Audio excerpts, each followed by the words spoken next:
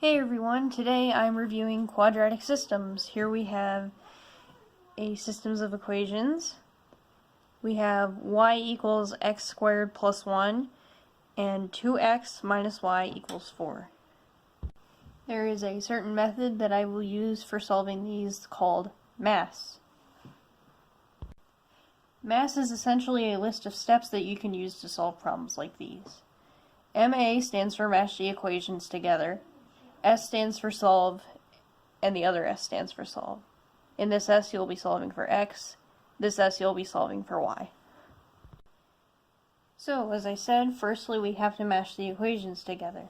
Unfortunately, though, this one does not end in Y, so we'll have to make it equal to Y. So, first, since the 4 is negative, we add it to both sides.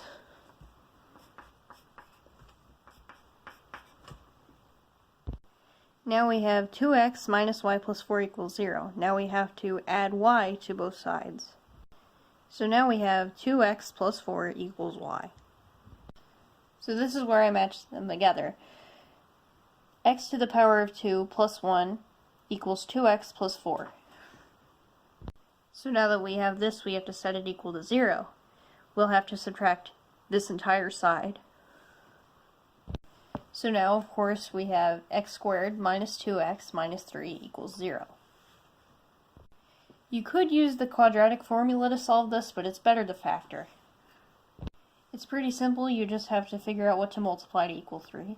And obviously that's 1 times 3. So we'll put our 1 here and our 3 here. And since we have a negative 2 here, we have to figure out what will make negative 2. So we'll have a negative 3 and a positive 1. That together would equal negative 2. So now we have to set this equal to 0 as well, which I have done. There are two ways to set this equal to 0. You can tell at this point that it's likely to have two solutions. Either one of these could be equal to 0. So for example, this would be negative 1. Negative 1 plus positive 1 would be 0.